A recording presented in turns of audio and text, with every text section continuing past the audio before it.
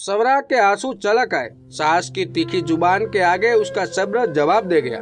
कब तक अपने रंग रूप काम करने के तरीके पर तानों की बारिश सहती रहती।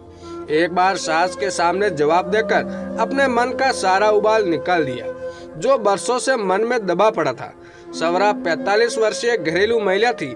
बाल विवाह होने के कारण कच्ची उम्र में ही घर गृहस्थी का बोझ उसके कंधों पर आ गया। 19 बरस में 2 बच्चों की माँ भी बन गई। ज्यादा पढ़ नहीं पाई थी। अपनी सोच अपने विचार क्या होते इस बारे में तो वो कभी जान ही नहीं पाई। सास ससुर ननद पति जेठ जेठानी की बातें आज्ञा ही सर माथे पर बिना कुछ समझे स्वीकार करती गई। करे भी कैसे ना। उसने बचपन में अपनी माँ को भी ऐसे ही करते देखा था और औरतों का अस्तित्व ही उसकी नजरों में इतना ही था। बड़ों की हाँ में हाँ मिलाना ही उनका धर्म है। सवरा का पति राजू दूसरे शहर में नौकरी करता था। 2 महीने में एक बार घर आया जाया करता था। सवरा को सालों बीत गए इस 4 दीवार में चूल्हा चौका और सबकी तीमारदारी करते। इसी में अधेड़ उम्र हो चली। सास हर काम पर हर बात पर ताने देती। हालांकि इन तानों की आदत तो उसे सालों से हो गई थी, पर मन में एक गुबार सा इकट्ठा हो गया था। सोचती पर सहकर भी कुछ ना कह पाती। धुले बर्तन किचन में जमाती। बर्तनों की आवाज जरा तेज हो जाती तो सास के कमरे में से दुगुनी तेजी से आवाज आती। अरे करमजली, बर्तन जमा रही या पटक रही है?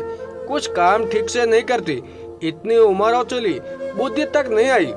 तू जैसी गवार से मेरे बेटे की शादी कर बुरी फंस गई मैं तो। सवरा सास की बातें सुन चुप्पी साधे मन ही मन आंसुओं का कड़वा गुट पीकर रह जाती।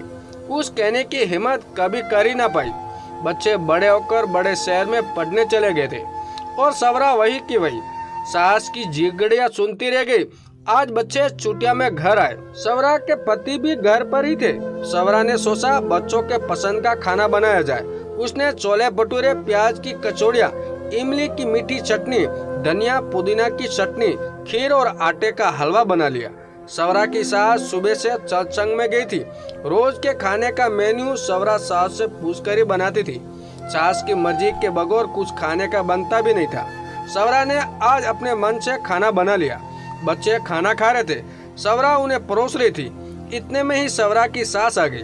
सास बच्चों की थाली में इतने पकवान देख गुस्से से आग बबूला हो गई और सवरा पर बरस पड़ी। सवरा, वाह, आज तो खाने में खूब सारे पकवान बन गए।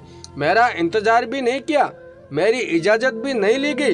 इतनी हिम्मत कब से आ गई तुझमें? और ये क्या, खीर के साथ हलवा भी बना लिया? 2 मीठा बनाने की क्या जरूरत थी?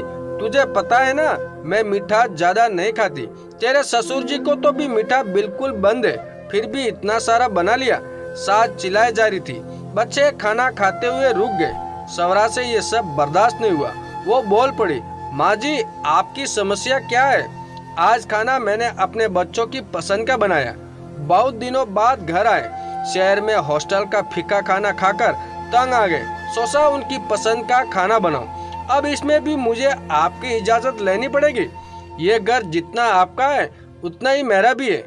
आप भी यहाँ कभी बहू बनकर ही आई थी। ये घर है, किसी तानाशाह का दरबार नहीं जहाँ सभी एक का हुक्म बजाया करे, और वो भी केवल बहू। मेरी मर्जी भी उतना ही मायने रखती है जितना कि सभी की। और आपको मीठा नहीं खाना है तो मत खाइए। मेरी बेटी को खीर बहुत पसंद है और मेरे बेटे को हलवा बहुत पसंद है, इसलिए बनाया। आपको भी जो पसंद है वही खाइए, जबरदस्ती नहीं है। कुछ और खाना है तो मैं बना दूंगी, पर मेरे बच्चों की पसंद के खाने पर अंगुली मत उठाइए। बरसों बीत गए आपके इसी तरह के अकड़ू और जिद्दी स्वभाव को झेलते हुए, पर अब से नहीं होता। इस घर की बहू हूँ, कोई नौकरानी नहीं जो बस हुक्म बजाती रहूं। मेरा घर है, मेरा परिवार है, मेरी मर्जी भी मायने रखती है और उस पर किसी की रोक टोक नहीं हो सकती।